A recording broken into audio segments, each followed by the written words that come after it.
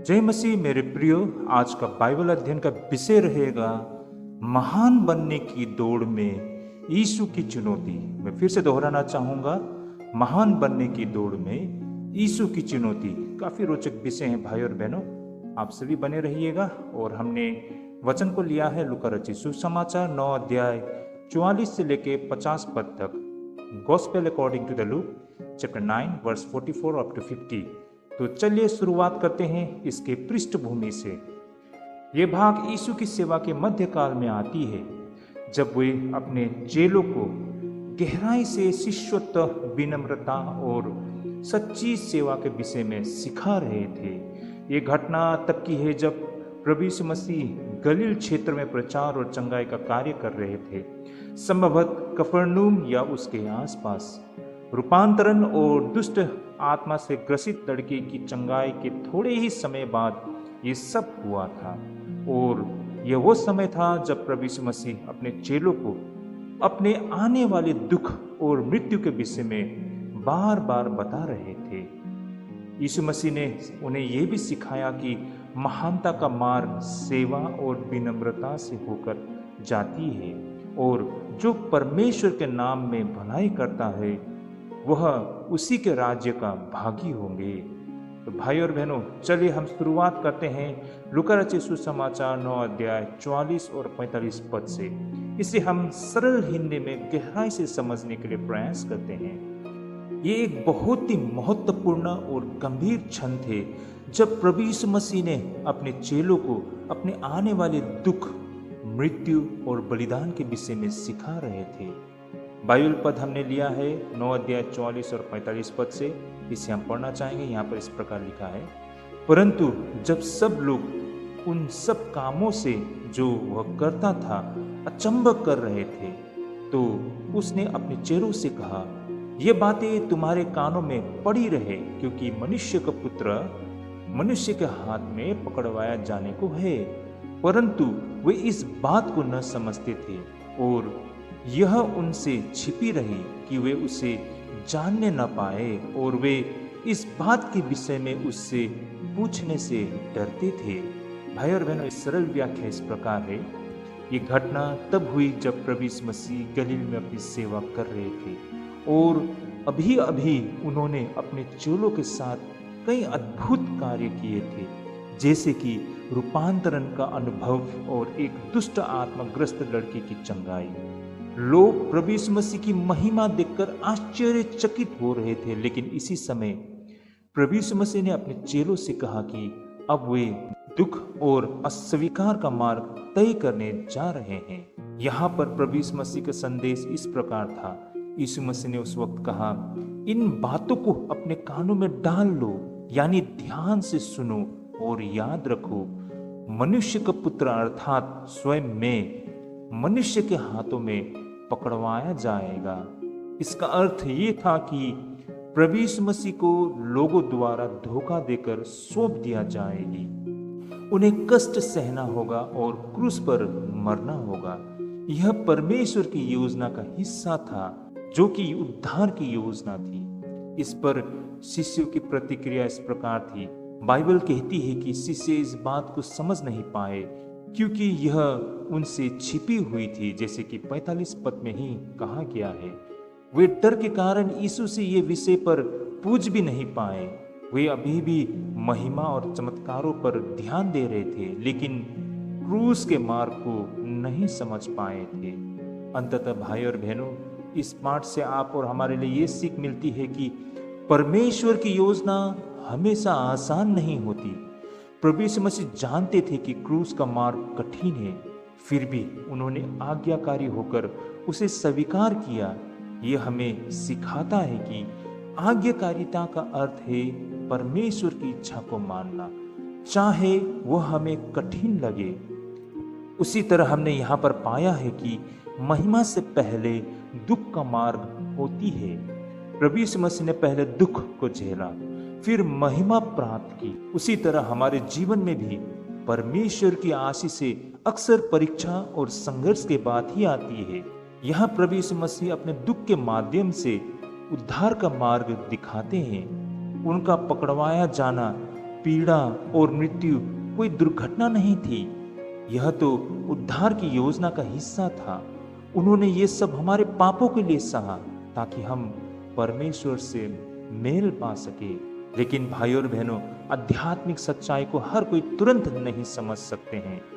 प्रभु यीशु मसीह के शिष्य भी सब कुछ नहीं समझ पाए थे, क्योंकि उनका ध्यान अभी भी सांसारिक महिमा पर था। यह हमें सिखाती है कि आध्यात्मिक समझ परमेश्वर की आत्मा से मिलती है, ना कि केवल बुद्धि से। प्रभु यीशु मसीह की आज्ञा को गंभीर से सुनो, ऐसा कहा गया है। जब प्रभु यीशु मसीह कहते हैं इन बातों को अपने कानों में डाल लो, तो इसका मतलब है उसके वचनों को गहराई से अपने हृदय में बनाना, केवल सुनना नहीं बल्कि विश्वास और पालन भी करना। तो अंततः भाई और बहनों, यहाँ पर इस पाठ में प्रभु यीशु मसीह ने अपने चेलों को सिखाया कि सच्ची महानता क्रूस के मार्ग में है, ना कि आराम और प्रसिद्धता में। उन्होंने आज्ञाकारी होकर दुख स्वीकार किया ताकि हम जीवन पा सके। आमीन। आगे को भाई और बहनों हम देखते हैं लूका रचित सुसमाचार 9 अध्याय 46 से लेके 48 पद तक में। यहाँ पर इसे हम बिल्कुल सरल और विस्तार तरीके से समझने के लिए प्रयास करते हैं। ये भाग में प्रभु यीशु मसीह के शिष्यों के मन के गर्व और प्रतिस्पर्धा के विषय में है, और यहाँ प्रभु यीशु मसीह सिखाते हैं कि सच्ची महानता विनम्रता में है, ऊंचाइयों में नहीं। तो भाई और बहनों, वचन लिया गया है लूका रचित सुसमाचार 9 अध्याय 48 पद को, क्योंकि जो तुमसे सबसे छोटा है वही बड़ा है। ये पद प्रभु यीशु मसीह की शिक्षा का केंद्र है। परमेश्वर के दृष्टि में महान बनने का मार्ग विनम्रता और सेवा से होकर जाती है। इसका सरल व्याख्या इस प्रकार है, जैसे कि घटना की पृष्ठभूमि, जब प्रभु यीशु मसीह और उनके शिष्य यात्रा कर रहे थे तो शिष्य आपस में झगड़ने लगे कि हम में से कौन सबसे बड़े हैं। वे सोच रहे थे कि जब परमेश्वर का राज्य आएगा तब कौन सबसे ऊंचे पद या सम्मान पर बैठेगा। वे अभी भी संसारिक सोच में थे, नाम, पद और महिमा के पीछे। इस पर प्रभु यीशु मसीह की प्रतिक्रिया कुछ इस प्रकार थी। प्रभु यीशु मसीह उनके मन की बातों को भली भांति जानते थे, इसलिए उन्होंने एक छोटे से बच्चे को अपने पास बुलाया और उससे अपने पास खड़ा करके कहा, जो इस छोटे से बच्चे को मेरे नाम से ग्रहण करता है वह मुझे ग्रहण करता है, और जो मुझे ग्रहण करता है वह मेरे भेजने वाले को भी ग्रहण करता है, क्योंकि जो तुमसे सबसे छोटा है वही बड़ा है। 48 पद में ये बातें कही गई है। यहाँ पर प्रभु यीशु मसीह क्या सिखा रहे थे? जैसे कि बच्चे यहाँ विनम्रता, सादगी और निर्भरता का प्रतीक है। बच्चे अपने बल पर नहीं चलते, वह अपने पिता पर भरोसा किया करते हैं। भाई और बहनों, यीशु मसीह कहना चाहते थे कि जो व्यक्ति स्वयं को बड़ा नहीं समझता बल्कि परमेश्वर पर निर्भर रहता है वही वास्तव में महान होते हैं। इस भाग से आप और हम क्या सीख सकते हैं? सच्ची महानता विनम्रता में है।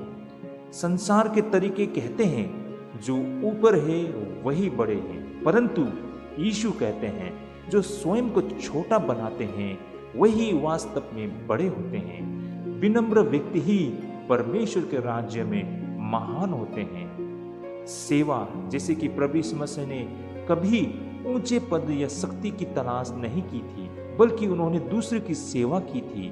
उन्होंने कहा, मनुष्य का पुत्र सेवा कराने नहीं बल्कि सेवा करने आया है। मरकुस 10:45।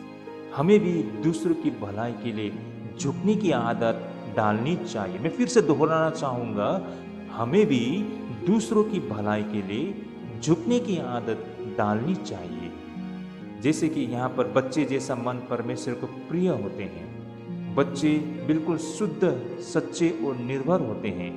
यदि हम भी अपने अहंकार और तुलना को छोड़कर सादगी और भरोसे में जिए तो हम परमेश्वर के और भी करीब होंगे। परमेश्वर के दृष्टिकोण मनुष्य से अलग है। भाई और बहनों, दुनिया ऊंचे पद वालों की प्रशंसा करती है, पर परमेश्वर विनम्र हृदय वालों को ऊंचा उठाता है। इसलिए हमें अपनी महानता नहीं दिखानी बल्कि मसीह का चरित्र दिखाना है। दूसरों को स्वीकार करना ही मसीह को स्वीकार करना है। प्रभु यीशु मसीह ने कहा था, जो इस बच्चे को मेरे नाम से ग्रहण करता है वह मुझे ग्रहण करता है। जब हम किसी छोटे कमजोर व्यक्ति से प्रेम और आदर दिखाते हैं तब वास्तव में हम स्वयं मसीह का आदर कर रहे होते हैं। तो अंततः भाई और बहनों, प्रभु यीशु मसीह ने सिखाया कि महानता का मार्ग गर्व और शक्ति से नहीं बल्कि विनम्रता, सेवा और बच्चे जैसी सादगी से होकर जाती है। आमीन। अब भाई और बहनों, हम आखिर में देखते हैं लूका रचित सुसमाचार 9 अध्याय 39 से 50 पद को। इसे हम बिल्कुल सरल और स्पष्ट तरीके से समझने के लिए प्रयास करते हैं। यह अंश हमें सिखाता है कि मसीह का कार्य सीमित लोगों का नहीं बल्कि सबका है। जो भी प्रभु यीशु मसीह के नाम में भलाई करता है वो परमेश्वर के पक्ष में है, ना कि विरोध में। मुख्य बाइबल पद हमने लिया है, आइए इसे पढ़ते हैं। तब यूहन्ना ने कहा, हे स्वामी, हमने एक मनुष्य को तेरे नाम से दुष्ट आत्मा को निकालते देखा और हमने उससे मना किया क्योंकि वह हमारे साथ होकर तेरे पीछे नहीं हो लेता। प्रभु यीशु मसीह ने उससे कहा, उससे मना मत करो क्योंकि जो तुम्हारे विरोध में नहीं वह तुम्हारे ओर है। भाई और बहनों, इसकी सरल व्याख्या इस प्रकार है। घटना की पृष्ठभूमि, ये घटना तब हुई जब प्रभु यीशु मसीह के शिष्य ये सोचने लगे कि मसीह की सेवा केवल उन्हीं के लिए है। यूहन्ना ने यीशु से कहा, गुरु, हमने एक व्यक्ति को तेरे नाम से दुष्ट आत्माएं निकालते देखा पर हमने उससे रोका क्योंकि वह हमारे साथ नहीं चलता। लूका 9 का 39 पद। यानी वो व्यक्ति यीशु के नाम से कार्य कर रहा था लेकिन उनके समूह यानी कि शिष्यों की टोली में शामिल नहीं था। शिष्यों को लगा कि जो हमारे साथ नहीं है उसे रोक देना चाहिए। इस पर प्रभु यीशु मसीह की प्रतिक्रिया इस प्रकार थी। यीशु ने कहा, उसे मत रोको क्योंकि जो तुम्हारे विरोध में नहीं वो तुम्हारे पक्ष में है। प्रभु यीशु मसीह ने यूहन्ना और अन्य शिष्यों को संकरित सोच से बाहर आने की शिक्षा दी। भाइयों और बहनों, मैं फिर से दोहराना चाहूंगा, प्रभु यीशु मसीह ने यूहन्ना और अन्य शिष्यों को संकरित सोच से बाहर आने की शिक्षा दी। उन्होंने सिखाया कि परमेश्वर का कार्य किसी एक समूह या व्यक्ति की निजी संपत्ति नहीं है। जो भी यीशु के नाम में भलाई करता है, प्रेम दिखाता है या बुराई से लड़ता है, वह वास्तव में मसीह के साथ है, भले ही वो हमारे बीच ना हो। यहाँ पर यीशु का संदेश क्या है? मसीह का राज्य एकता, प्रेम और साझेदारी पर चलता है, ना कि प्रतिस्पर्धा और समूहवाद पर। प्रभु यीशु मसीह सिखाते हैं कि हमें दूसरों की सेवाओं को ईर्ष्या या संदेह से नहीं देखना चाहिए बल्कि प्रोत्साहित और आशीषित करना चाहिए। ये भाग से हम जो सीख सकते हैं ये है कि ईर्ष्या और तुलना से हमें बचना चाहिए। भाइयों और बहनों, आज के समय में बड़ी दुख की बात है कि बहुत सारे प्रचारक, पास्टर्स लोग सोशल मीडिया में एक दूसरे से लड़ रहे होते हैं, एक दूसरे को झूठा साबित करने के लिए, एक दूसरे को नीचा साबित करने के लिए। उनको लगता है कि उन्हीं की शिक्षा सही और बाकी सबका गलत है। भाइयों और बहनों, वास्तव में हर कोई परमेश्वर पर विश्वास करते हैं लेकिन पूजने के तरीके अलग अलग है, सोचने के तरीके अलग अलग है। ये तो परमेश्वर देखता है कि उसका मन कितना साफ है। परमेश्वर लोगों की नीयत को देखता है। दुनिया में हजारों डिनोमिनेशन है, अलग अलग सेक्ट्स है। भाई और बहनों, हमें ये समझना होगा, अगर हम ये मानेंगे कि मैं ही सही और सारे लोग गलत है तो दुनिया के 99% ईसाई गलत होंगे। भाई और बहनों, परमेश्वर को हर कोई जानने के लिए प्रयास करते हैं, प्रभु को हर कोई अपने तरीके से पूजते हैं। इसमें एक ही बात मायने रखती है कि उस व्यक्ति का मन साफ होनी चाहिए, उसकी नीयत साफ होनी चाहिए। परमेश्वर हमारी नीयत को देखते हैं, हमारे मन को देखते हैं। परमेश्वर ये नहीं देखता है कि कौन व्यक्ति किस तरीके से उन्हें पूजते हैं। प्रभु ने कोई डिनोमिनेशन बना के नहीं दिया है, ये तो इंसान ने बनाया है, इंसान की सोच ने इससे विकसित किया है। भाई और बहनों, मायने रखती है आप और हमारा विश्वास कितना मजबूत है परमेश्वर पर, हमारा नियत कितना साफ है, हमारा मन कितना साफ है, ये मायने रखते हैं। हम कौन होते हैं जो हम दूसरे को नीचा दिखाते हैं, उसे हम झूठा साबित करने के लिए प्रयास करते हैं। हम कौन है न्याय करने वाले?